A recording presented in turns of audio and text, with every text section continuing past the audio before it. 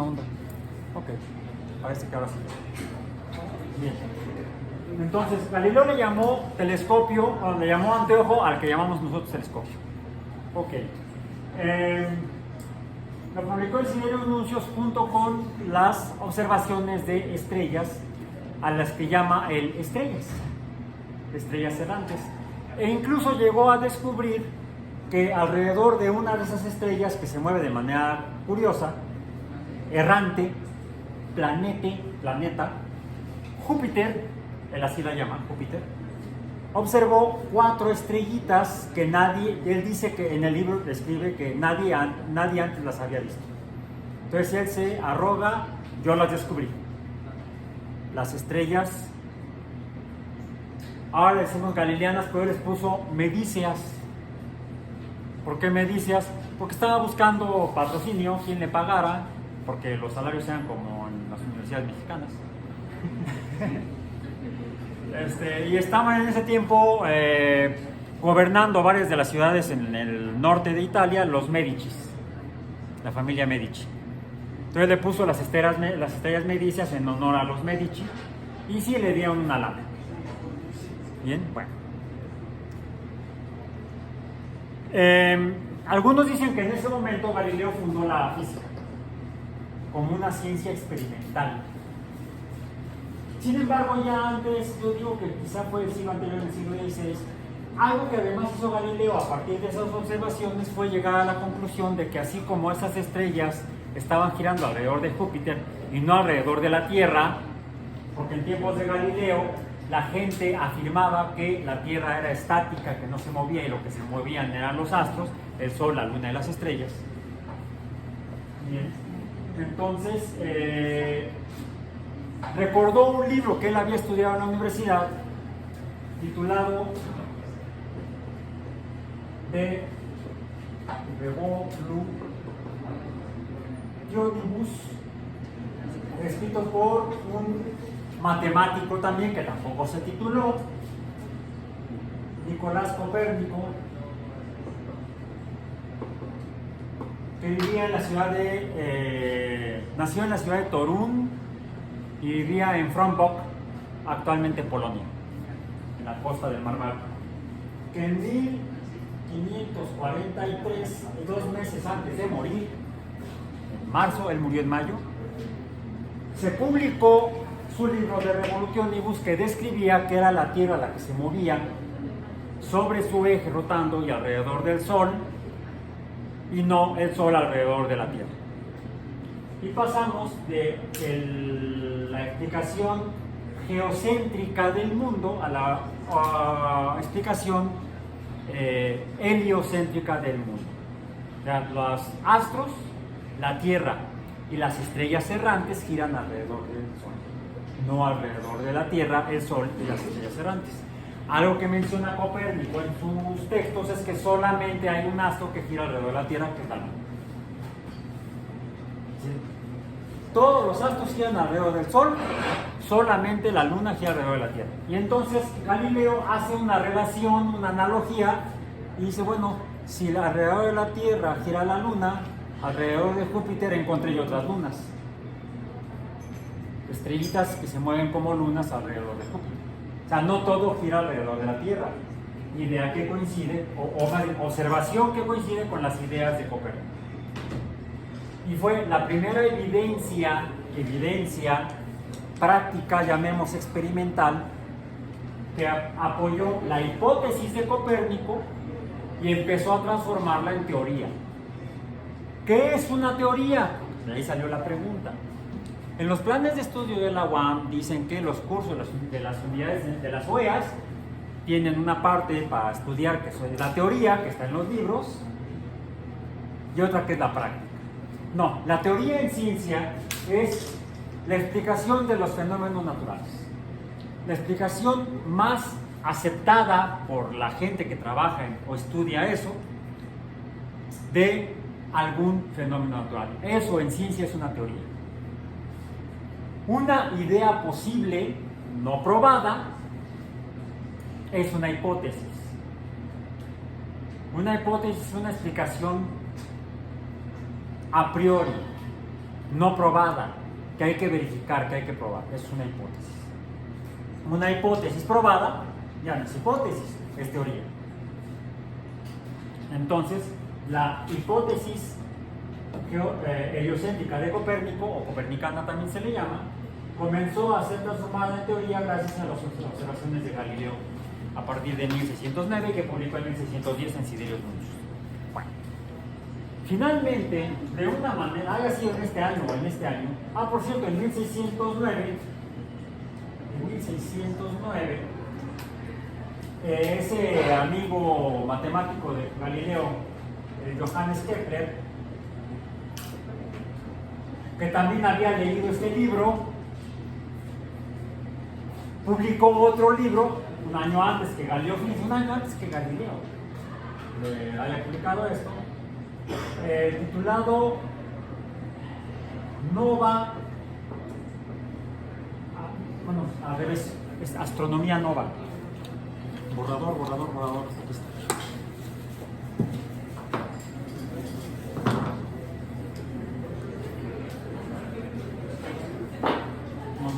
No funciona. Astronomía Nova.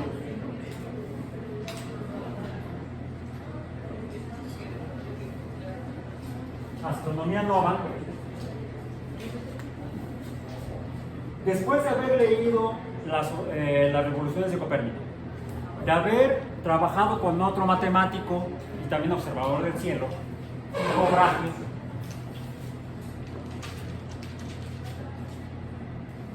que era danés, pero trabajaban los dos en lo que ahora es la República Checa. Los dos emigraron a la República Checa. Kepler nació en lo que ahora es Alemania, entonces no existía ni Alemania. Tycho Brahe, que era mayor que Kepler, él observaba las estrellas y medía las posiciones mediante ángulos, ¿sí? Y tenía el mejor observatorio astronómico y las mejores observaciones y mediciones de la época, a finales del siglo XVI, antes de esta fecha. Y llega a trabajar con Brahe, Johannes Kepler, como un asistente, matemático asistente, para que le ayudara a Brahe a determinar cómo se movían los astros. Es decir, ya estaba en duda que el modelo que explicaba que todo se movía alrededor de la Tierra fuera cierto. Modelo o idea postulada hace 5000 años y vigente al menos en el mundo antiguo euroasiático durante todos esos miles de años, por los asirios, los babilonios, los egipcios, los griegos, los romanos, etc. Incluso la cultura islámica, los musulmanes también tenían esa misma visión, y los mismos europeos cristianos tenían la idea de que todo se movía alrededor de la Tierra.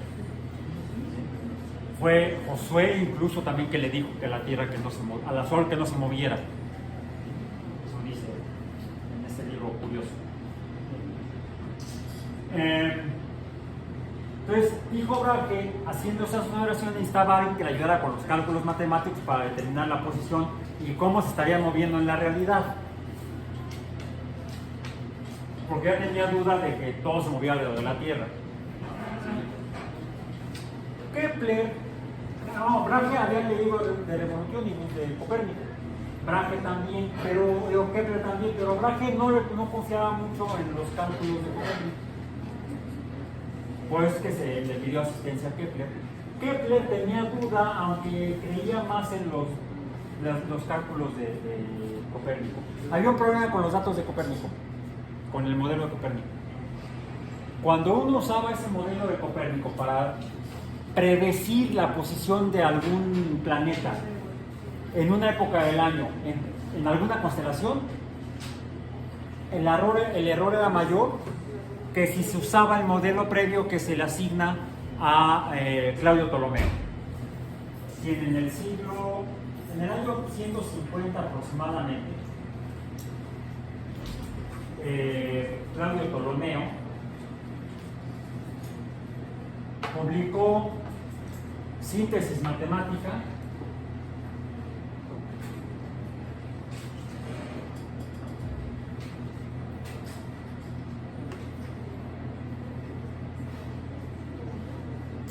matemática síntesis. Los árabes lo tradujeron como Le Magnifique, como el magnífico, en árabe. No, ay, se me fue el nombre del libro en árabe. Bueno, el título original era Síntesis Matemática. Ptolomeo explicaba él explicaba el mundo como un mundo geocéntrico. Y ese modelo permitía predecir la posición de los planetas en posiciones específicas respecto a las constelaciones de las estrellas en diferentes épocas del año y en diferentes años. Es el que usaban los astrólogos para predecir el futuro. Pero no tenía nada que ver, ¿verdad? Pero sí la posición de las estrellas, la posición de los planetas. Era muy bueno este modelo, muy buen modelo matemático. Cuando Copérnico publica dudando de lo complejo, es un modelo muy complejo, un modelo matemáticamente muy complejo. Entonces, Copérnico, buscando un modelo más simple, encuentra que sería más simple explicar el movimiento si todo se moviera alrededor del Sol y no de la Tierra. Pero las predicciones tenían más error que aquí. Por eso muchos no le creyeron a Copérnico. Lo que sucedió fue que las mediciones, las observacionales de Brahe eran muy precisas y le permitieron a Kepler, una vez que Brahe murió en 1600, después de una buena fiesta, Kepler consigue los apuntes por eso hay que llevar apuntes, para que alguien los use después de que se mueran. Los usó Kepler para revisar el modelo de Copérnico y sí se dio cuenta que se explicaría mejor si, a diferencia de lo que decía Copérnico, que los planetas se movían en órbitas circulares alrededor del Sol, se movieran no en órbitas circulares, sino en órbitas elípticas. Estando el Sol no en el centro de la elipse, tampoco, sino en uno de los dos focos de la elipse. Toda elipse tiene un centro y dos focos. Bueno, en uno de los focos estaría el Sol y la posición de cada planeta sería en una trayectoria elíptica, y con eso pudo predecir mejor la posición de los planetas. Eso lo publicó en 1609 en Astronomía Nova.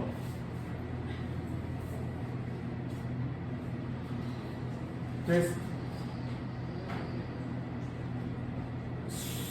apoya el modelo de Copérnico de que todo se mueve alrededor del Sol, pero lo corrige al decir que no se mueven en círculos, se mueven en elipses. Entonces, mejora el modelo de Copérnico. Sí, Copérnico tenía razón, pero también tenía error. Es natural, es normal cuando uno empieza a medir o a observar o explicar que haya errores, por mucho que la explicación se acerque a la realidad de la naturaleza. ¿Y cómo se dieron cuenta a partir del modelo teórico de Ptolomeo? Pues sobre todo Brahe observando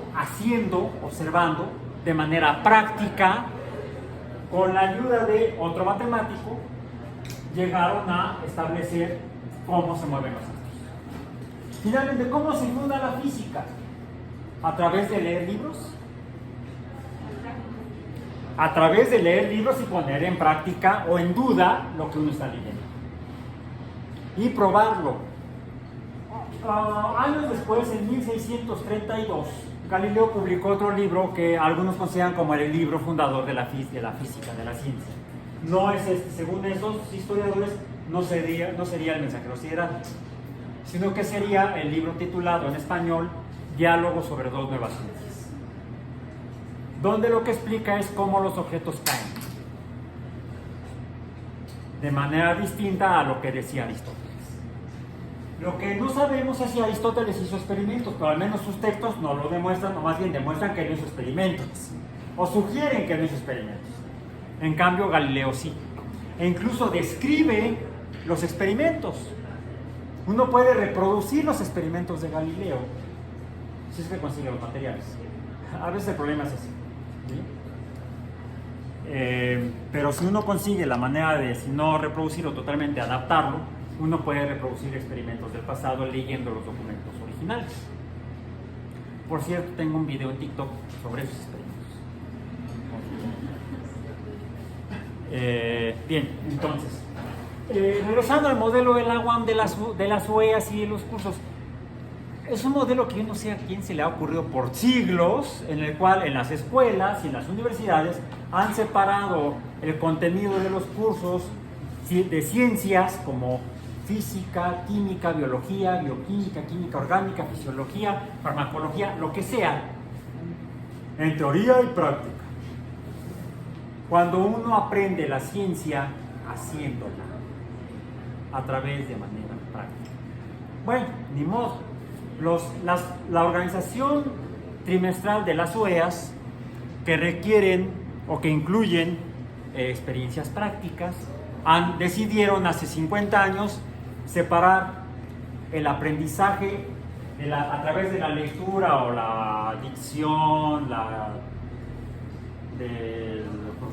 de las leyes, principios, teoría, de las disciplinas correspondientes, separar eso en las aulas con pizarrones de los espacios como este lugar en el que estamos, en el que hay otras cosas, al que llaman laboratorio, para las sesiones prácticas, donde revisaremos entonces la dispersión de la luz, por ejemplo. No, eso es una distorsión de cómo aprendemos las cosas. Ya un biólogo, ni siquiera psicólogo, biólogo francés, hace un siglo más o menos, lo describió. Los niños aprenden haciendo. Le faltó decir, y los adultos también. ¿Alguien de aquí sabe andar en bicicleta? ¿Sí? ¿Cómo aprendieron? ¿Leyendo un libro? ¿Alguien se los explicó en un pizarrón? Subiéndose a la bicicleta y cayéndose.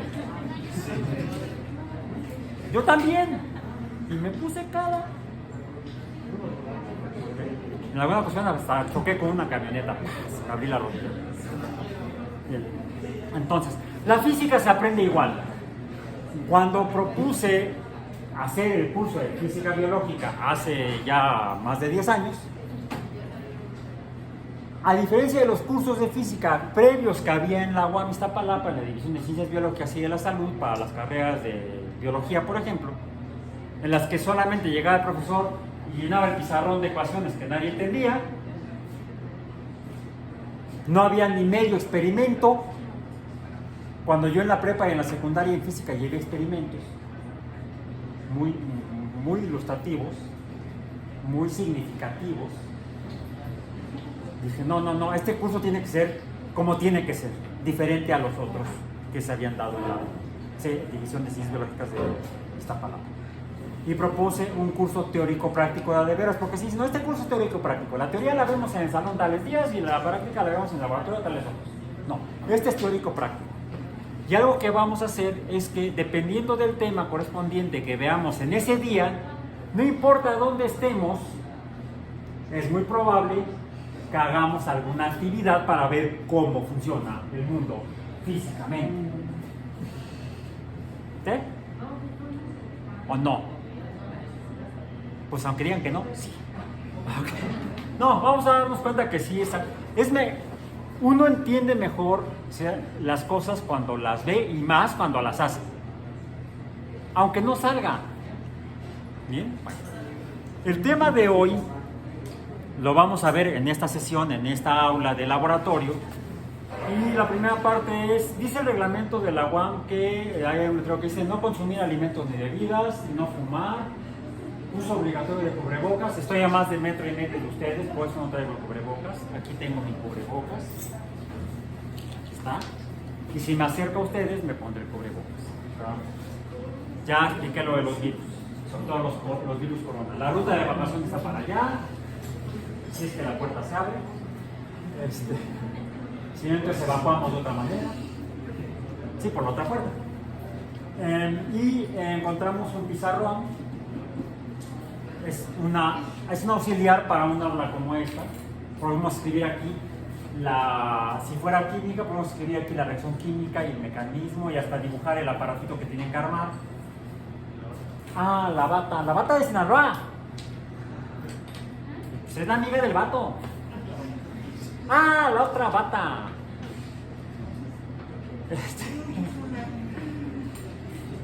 No, tampoco morritos ni nada de eso. A ver. ¿Qué traigo puesto ahorita? Pues sí, no es clase de natación. Y tampoco estamos en Cipolite. Sí, donde están los periodistas. Además hace un frío ahorita porque ya estamos en otoño. Traigo sobre mi cabeza una gorra, la cual tiene esto que es para protegerme del sol. Pues aquí para el sol hay lámparas, ¿no? Entonces esto tiene caso. Tal vez para taparme los gallos, sí, pero no para protegerme eso. Aquí no es, entonces la necesito aquí, me protege de algo. Incluso sí, hay ocasiones en las que por algún motivo alguien usa la gorra y no quiere o no se la puede quitar. Lo que les he dicho es, si la necesitas usar, póntela al revés. Por ejemplo, a veces hay que usar gogles de protección y la visera estorba, pero así ya no. Es más, la gorra, si tengo el cabello largo, que ahorita no lo estoy haciendo al Copérnico, me ayuda, si tuviera el cabello largo, me ayudaría a recoger el cabello para que no esté volando.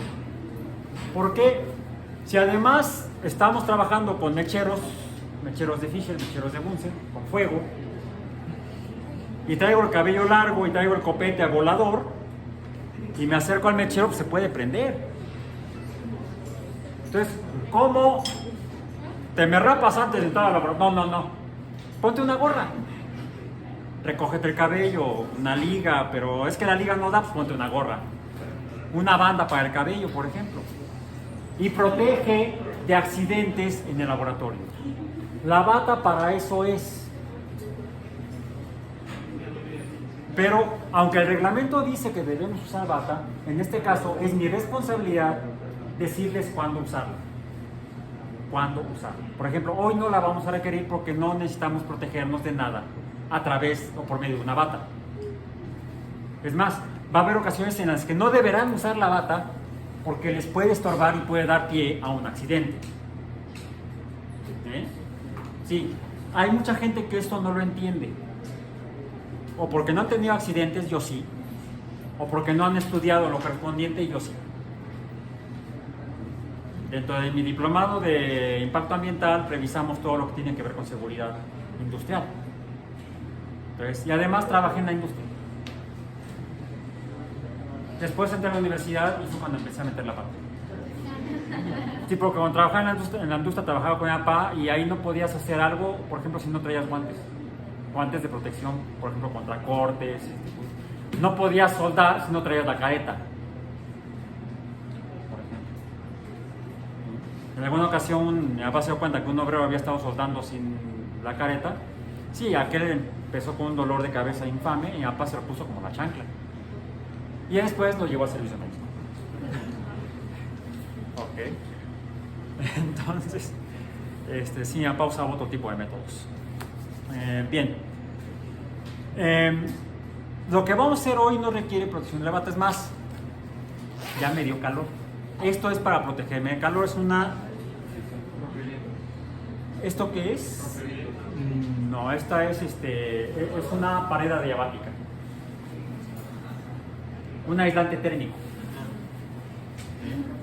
Es una pared adiabática, un aislante térmico. Impide o reduce el flujo de energía térmica, calor. Tengo esta y también ya me está. Y tengo la otra. Tampoco es striptease. No es ese tipo de espectáculo, es otro tipo de espectáculo. No, es la moda alcachofa. Porque luego, ahorita está nublado, pero en estos días, en la mañana hace frío, luego hace calor y luego llueve. Entonces aquí traigo el paraguas también. Ok. A veces me dan ganas de traer hasta el traje de buzo, pero no. Bien, bueno, entonces. Eso en cuanto a qué vamos a usar, dependiendo de qué vayamos a hacer. Bien, ¿qué vamos a hacer hoy? El tema de hoy, y apurémonos porque ya necesitamos terminar, es 19 de octubre, oficialmente sesión de laboratorio, por eso estamos aquí. Va a haber días en que estemos aquí y por el tema a tratar no hagamos ninguna actividad y hagamos una revisión de conceptos en el pizarrón, ¿sí? Como una clase de teoría. Habrá otras ocasiones en las que estaremos en la otra aula del edificio B haciendo experimentos, actividades, ¿sí? Aunque no sea un laboratorio. Si el laboratorio es el lugar donde se elabora, va a ser nuestro laboratorio. Y a veces vamos a hacerlo afuera de los edificios, porque sean los lugares más adecuados y con los equipos de protección adecuados, ad hoc. Bien. El tema de hoy es, son dos, si no me equivoco, es medición y error, es uno.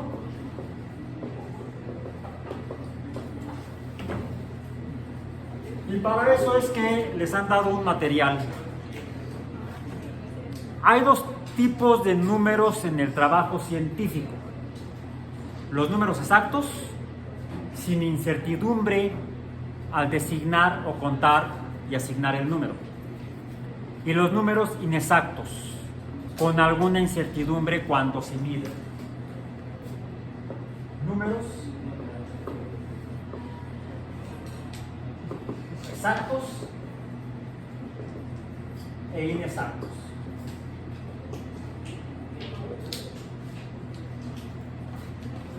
Los números que obtenemos, los obtenemos porque medimos. Tenemos, ya mencioné, alguna escala, ¿sí? Alguna escala sistematizada, por eso decimos que tenemos un sistema de escalas, un sistema de medición.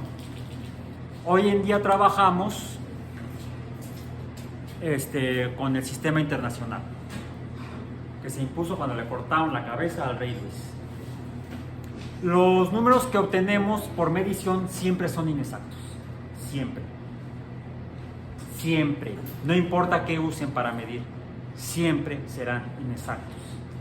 Lo importante es conocer esa inexactitud, o al menos tener idea, ¿sí? Estimarla. Si no, si estimarla, quererla, no.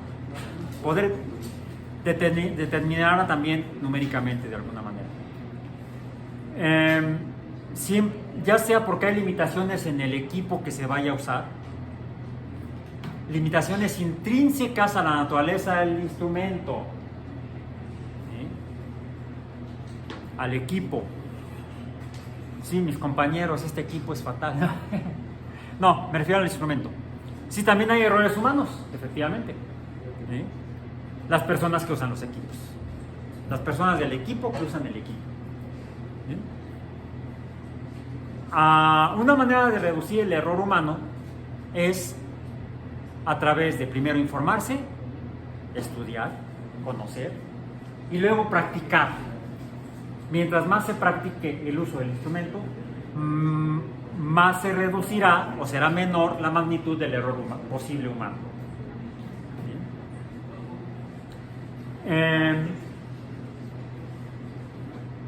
Siempre que midamos hay siempre que registrar, todo se registra, todo se apunta. Brahe tuvo su cuaderno de apuntes, Kepler tuvo su cuaderno de apuntes, Copérnico tuvo su cuaderno de apuntes, Galileo tuvo su cuaderno de apuntes. Toda persona que se dedica a estudiar la naturaleza del universo a escala grande o chiquita debe tener su cuaderno de apuntes, porque otro error humano se debe al funcionamiento neurobiológico de nuestro sistema. Sí, a veces olvidamos las cosas. Por eso, la manera de reducir la probabilidad de que se olvide es apuntándolo. No desaparece porque, ¿qué crees? No lo escribí, o lo escribí pero no lo entiendo. ¿Sí? Traten de no escribir con claves. Más vale que sobren palabras y letras y no que falte interpretar, la posibilidad de interpretar los datos porque ya no lo entiendo lo que escribí. Es que usé estos signos y no me acuerdo qué eran y tampoco escribí el significado de los signos. Si van a usar algunos símbolos o signos, hagan un glosario donde describan qué significa cada símbolo. Todo esto, este tipo de detalles que les estoy mencionando no está en ningún libro, ni le busquen porque no lo van a encontrar, o si lo encuentran es porque yo lo escribí. Hace poco me encontré un documento buscando pues, en Google con una palabra clave de, ay, ahí viene, hablaba que lo abro, Raúl Alba, no me acordaba que yo lo había escrito, alguien más lo tomó de internet y lo publicó por otro lado, eran 2 páginas sobre trabajo en laboratorio. De trabajo en laboratorio hay muy poco bien escrito, bien hecho. ¿Sí? Algo de lo que estoy mencionando ahorita lo estoy leyendo porque lo encontré en algún buen libro. Luego les voy a dar la referencia. Esto es de un autor, Michael Viscotti. Referencia.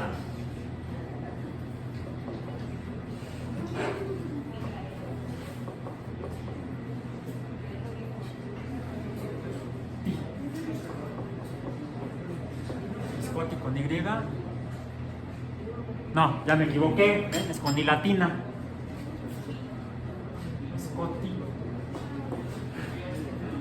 Viscotti y el título es Química en inglés.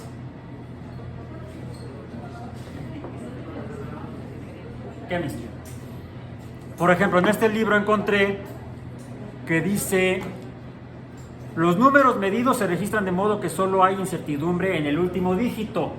Todo número que escriben de una medición hay incertidumbre en el último dígito, en el último número,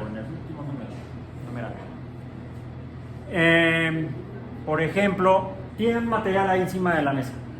Tomen cualquiera, hay varios, tomen algunos, cada uno de ustedes tome alguno de los instrumentos.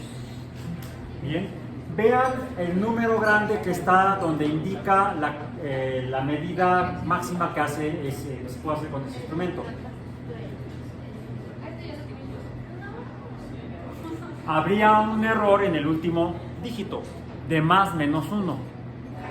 Algunos tienen otros números en una escala, quizá de 0 a algo, ¿sí? Y esa escala puede estar a su vez dividida y subdividida en fracciones de esa cantidad. El error está fundamentalmente en esos instrumentos en el último dígito de la medida más pequeña, de la fracción más pequeña del instrumento. Por ejemplo, ¿qué dice que mide esto? ¿Qué cantidades? No, ¿qué cantidades? No dice. Les dieron instrumentos para mencionar. Hemos mencionado hasta ahorita 2 cantidades. Hemos mencionado cantidades. El tiempo. Es más, lo voy a escribir bien. El tiempo es una cantidad. La longitud es otra cantidad. Y históricamente ya les mencioné que ha habido un patrón o referencia al que se le llama unidad. Ya mencionamos el codo, el pulgar, el pie, no lo mencionamos, ahora el pie, la yarda, la milla, la tuya, no. Tiene su historia. Pero todas esas fueron dejadas de lado con el establecimiento del sistema internacional.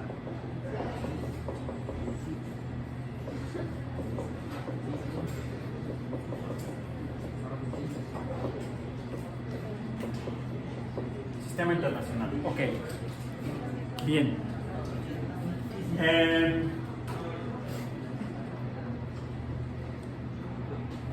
En el sistema internacional se define el sistema internacional mediante 7 cantidades básicas. ¿Cuáles son? Están en nuestro acordeón. No mentira, este no es el acordeón. Me equivoqué de aplicación. Acá está. Hay 7 cantidades base que corresponden, 7 cantidades base, hay 7 cantidades base y para cada una de ellas hay una unidad o patrón base. Que son, para el tiempo, la unidad es el, ya la mencionamos, incluso un poco históricamente les dije cómo salió, el segundo. Bien. Por cierto, hay símbolos para poder abreviar esto. La de tiempo, el símbolo es la letra T minúscula. De la longitud se está usando la L mayúscula. Para las unidades también hay símbolos. Se usa la S minúscula para el segundo. Y la unidad de longitud es el metro. Y el símbolo es la letra M minúscula. Por cierto, y voy a corregirlo aquí. Para las cantidades de los símbolos, las letras correspondientes se escriben de forma cursiva. T y L, cursivas. ¿Sí? En forma normal, los símbolos de las unidades. No es S cursiva, no es M cursiva. Porque la M cursiva se usa para una tercera cantidad básica, que es la masa. Su unidad es el kilogramo. Y es kg. Alguien dirá, pero pues, ¿por qué la unidad si es 1000 gramos? Kilo significa 1000, hecto significa 100, deca significa 10, hecto significa 100, deca significa 10, mega significa millón. Ya dijimos, centi significa centésima parte, mili, milésima parte, deci, no deca, sino deci, décima parte. Entonces podremos fraccionar los metros en decímetros, la décima parte de un metro, en centímetros, la centésima parte de un metro, la milésima parte de un metro se llama milímetro, o podremos juntar varios de ellos. 10 metros serían un decámetro, 100 metros serían un hectómetro, 1000 metros son un kilómetro, 1.000.000 de metros, nadie lo usa, pero sería un megámetro.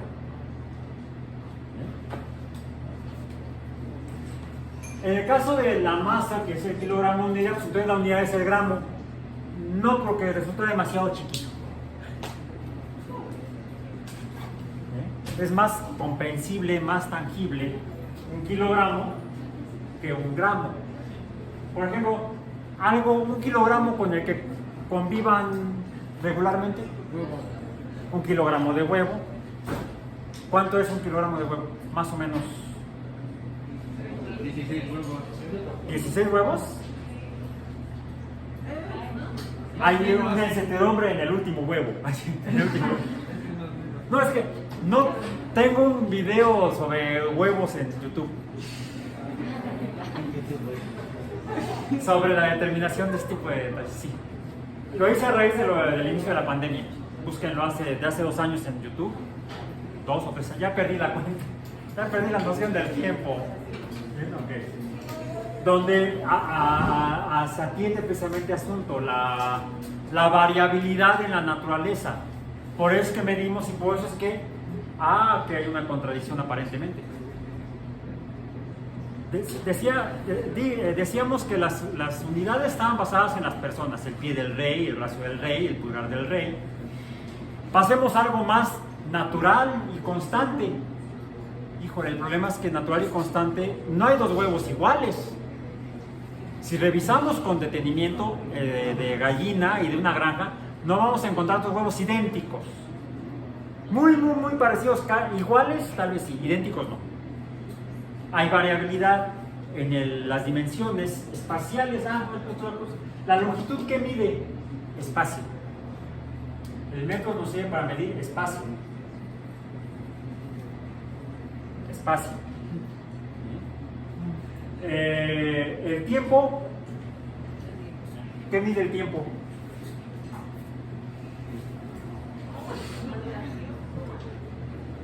Vamos a dar una definición que nos va a servir. Intervalo entre eventos. Luego vamos a ver por qué esa definición es útil. El tiempo es un intervalo entre eventos. De hecho, el segundo se puede definir de esta manera si definimos los eventos. Cuando le cortaron la cabeza al rey, algo que decidieron en Francia fue, bueno, establezcamos ahora una unidad de longitud, por ejemplo, que sea basada en la naturaleza y que no cambie. Está pelón.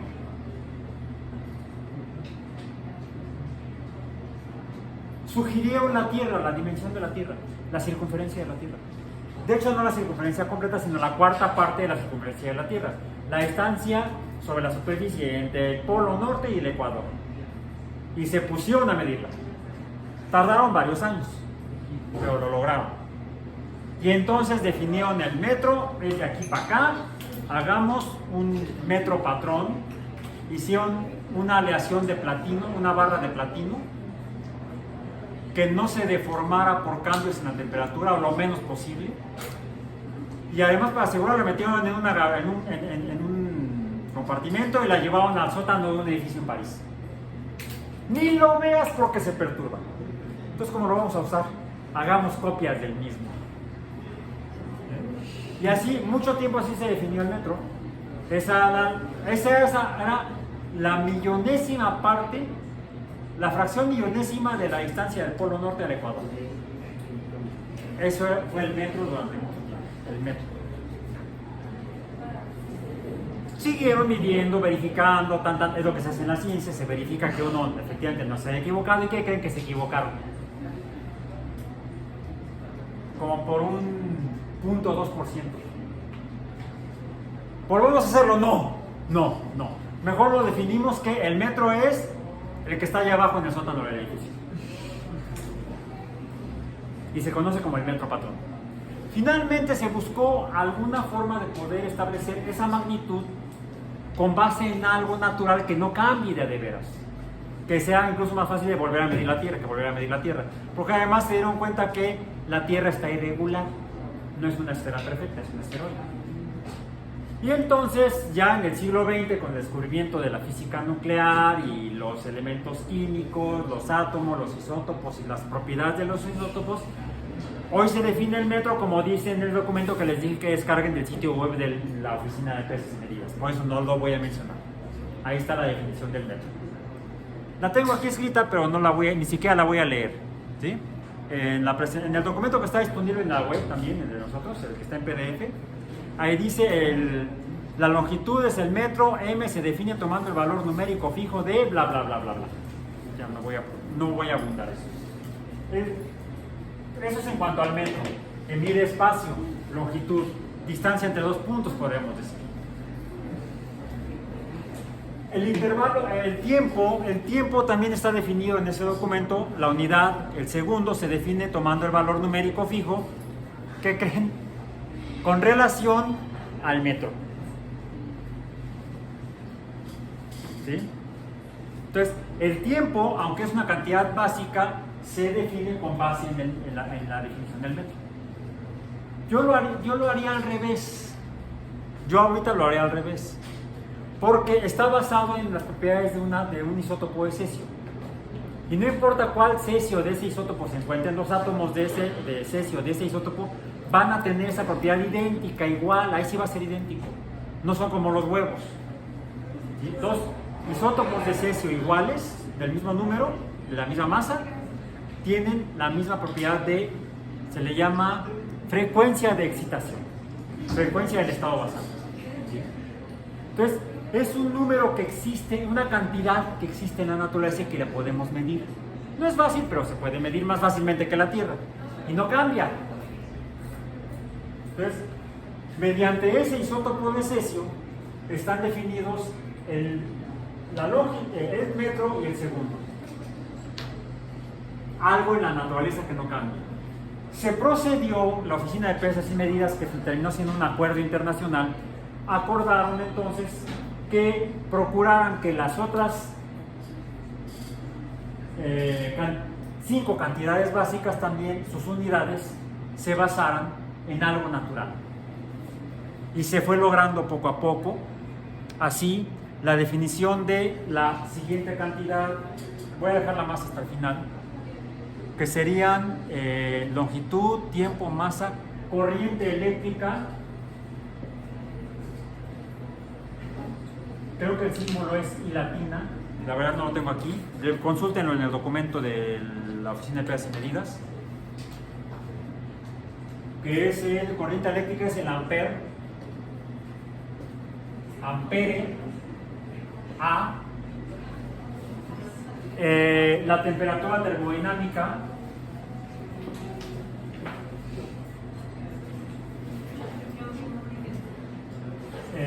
T mayúscula,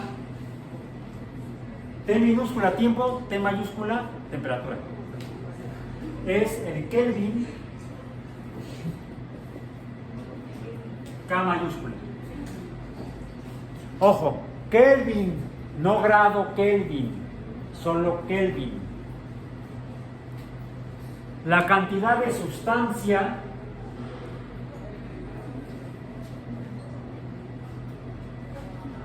no recuerdo cuál es el símbolo, consúltenlo, y no lo tengo ya aquí anotado. La cantidad de sustancia es la mol y se escribe mol. Y ahí sí no hay. Y la intensidad luminosa.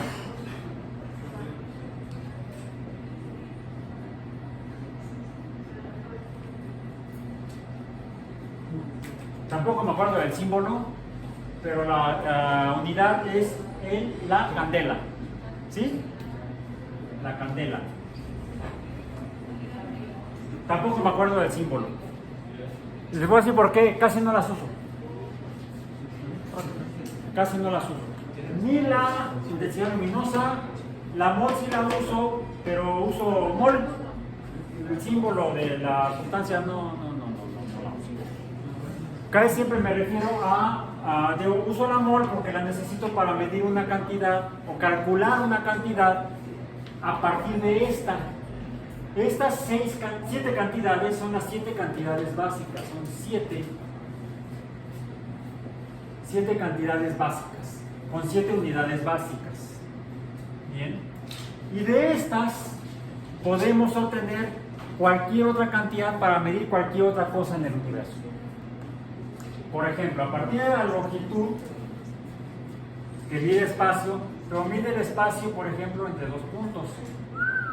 Ahí está. Esto sería L, longitud.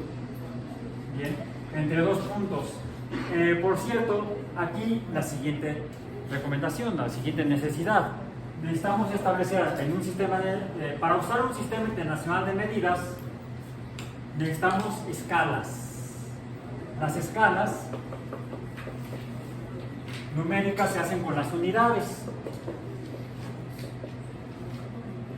Por estas unidades o escalas, esas escalas de unidad y sus unidades necesitamos ubicarlas en un sistema de referencia.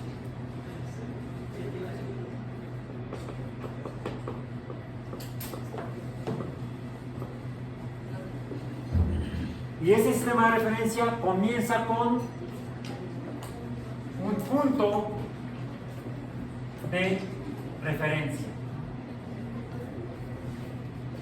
que puede ser matemáticamente el origen, ese que inventaron los asirios, los indios y los mayas, un 0. Y de aquí puedo medir la dimensión espacial en L de esta línea horizontal, digamos en la dimensión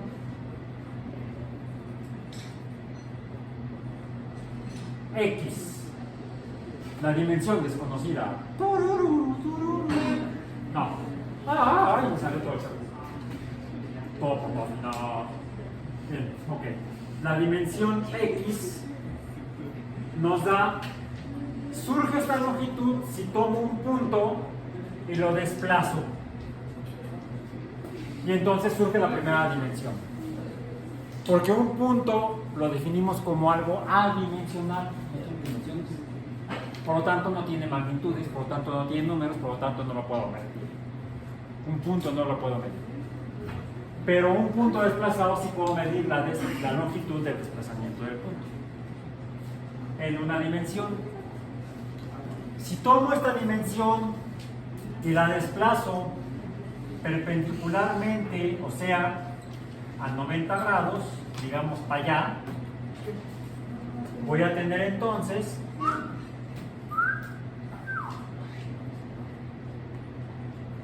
una dimensión en X, L de longitud y una longitud en, llamémosle, fue para arriba, en Y. Tengo dos longitudes, L y L, perpendiculares, se relacionan por este ángulo de 90 grados.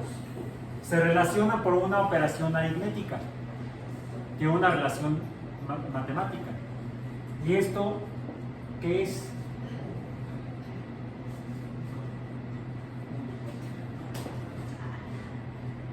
L cuadrada. La L cuadrada me da lugar a una nueva cantidad de un nuevo tipo de espacio. El primer espacio es en una dimensión, es un espacio longitudinal.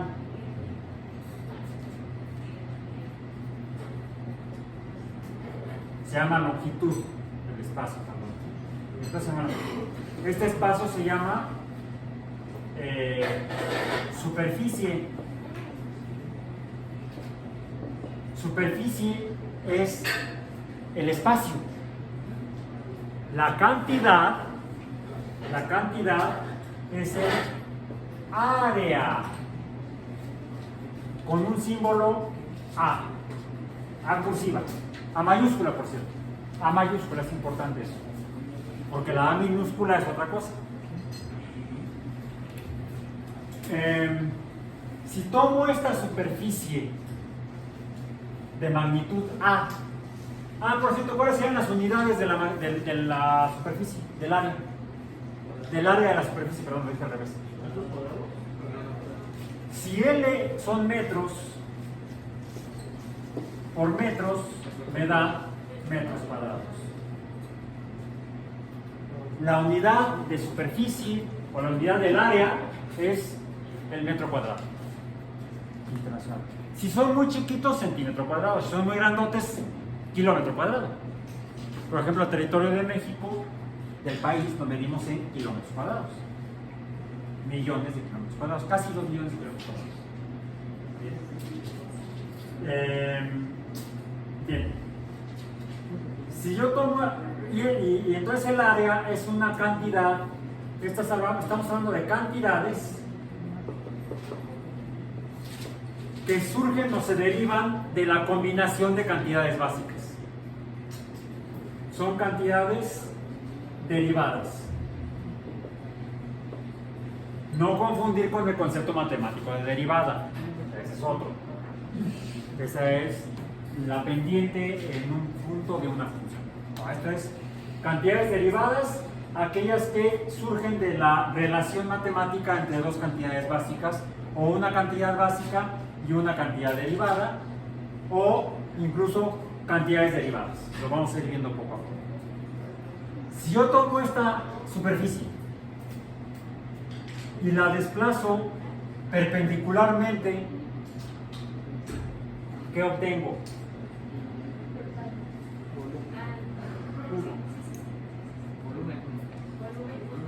Volumen. Obtengo, por cierto, esta es la superficie es un espacio de 2 dimensiones.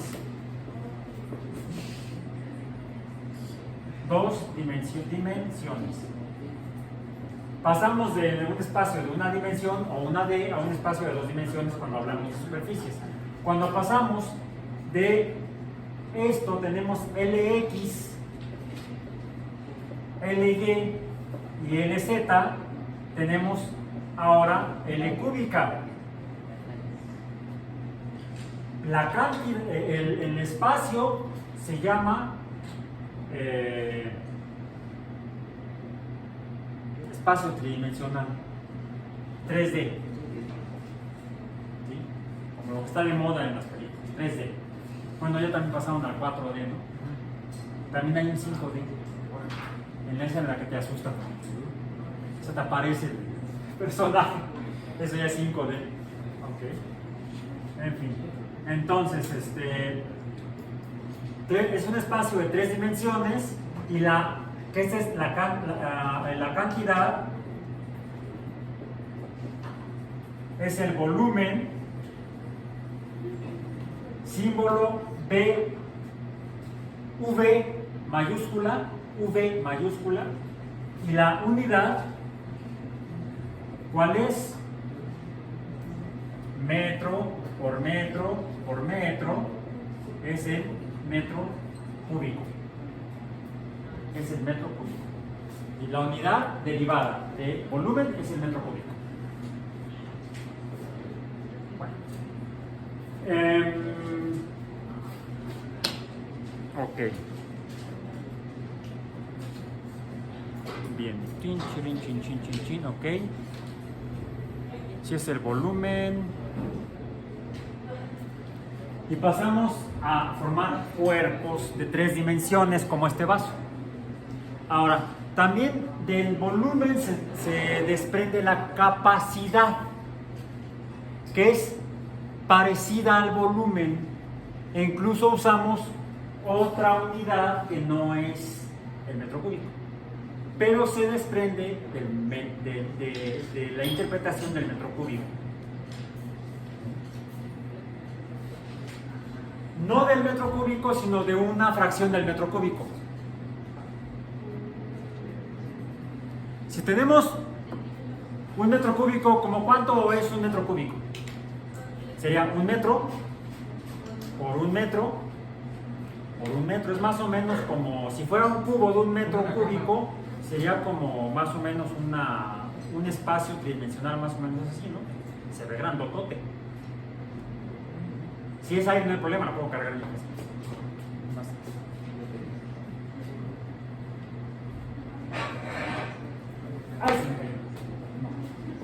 Es más fácil con uno más pequeño, que sea la décima parte en longitud en las 3 dimensiones.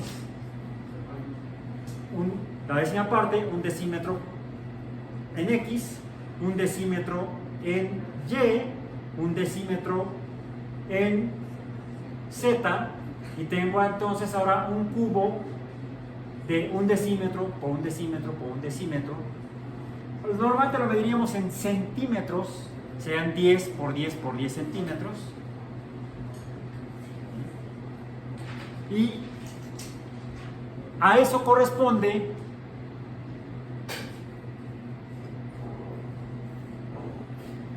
como 10 de estos. A ver, ¿cuál es más grande? ¿Este o este? ¿El vaso o la probeta? ¿Eh? ¿Cuál es más grande? En longitud, a lo largo del cilindro, la probeta. Más larga la probeta que el vaso. Pero el volumen adentro de ellos es prácticamente el mismo. Porque ambos me marcan un número 100 aquí con ml.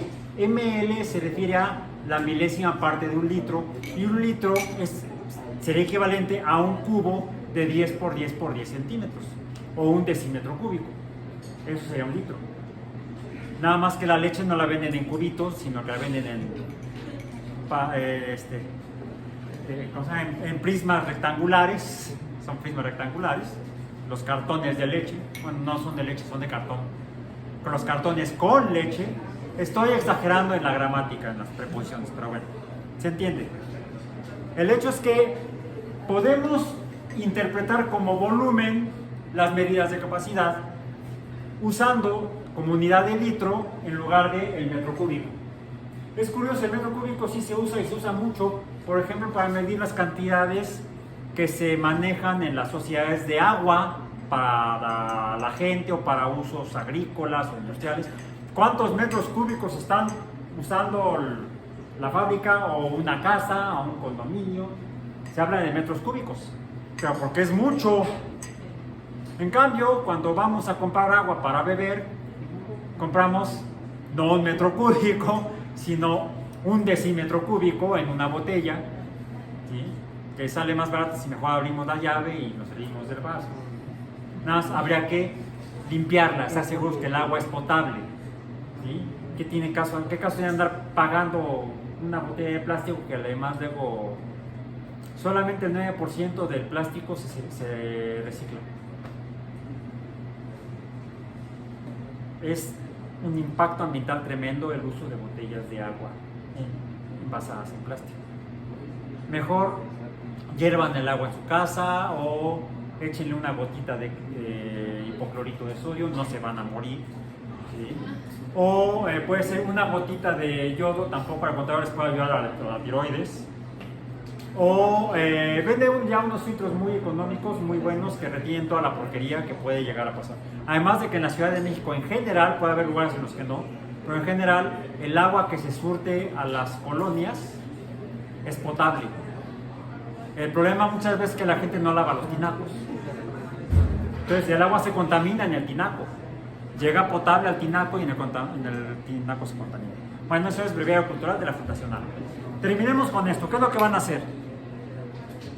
De la llave que está allá, porque esta es un lío, ¿sí?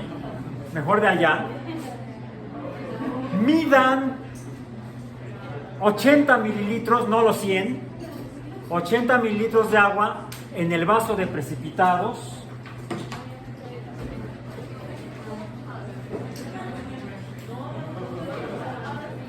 Sí. 75 en el matraz Erlenmeyer. 75. 10 en la pipeta.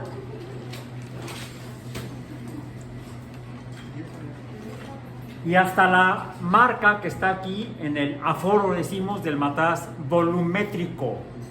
El matraz volumétrico es para medir volúmenes. ¿Cuánto? Dice aquí 100 mililitros. Y por cierto, tiene acá, no se endroguen por favor, tiene aquí un número que dice, bueno, viene una letra, una B mayúscula, luego dice más menos punto 16. Es el error del instrumento. A la marca del aforo son 100 mililitros más menos punto 16 mililitros. Es decir, pueden ser 100.16 o 99.84. Ese es el intervalo de error. Intervalo de error. Vean cuál de los 4 instrumentos, vaso, matraz, pipeta, cuál es el error cuando lo miden en la probeta graduada. ¿Cuánto dijo en el vaso? 80. Bueno, si tienen agua en la piseta, usen agua de la piseta. Si no, usen agua de la llave, ¿sí? Por cierto, la piseta tiene agua destilada, entonces no le echen agua de la llave a la piseta. ¿Ok? Es lo que van a hacer. Y revisen por favor los conceptos que están en la presentación de error en exactitud y precisión. Son dos conceptos diferentes. Revísenlo en el documento. Terminaremos entonces hablando de cantidades derivadas. Vienen algunos ejemplos en el mismo documento donde combinamos cantidades derivadas distintas, con cantidades básicas distintas para obtener nuevas cantidades derivadas. Por hoy terminamos la parte de mi rollo y pasamos a la parte de la actividad para ir aprendiendo cómo son estas cosas. Bien. En cuanto terminen, recogen su material, sequen los vasos, lo regresan para que le regresen su credencial. Nos vemos entonces mañana. ¿Mañana? Sí, en el aula. ¿Ok?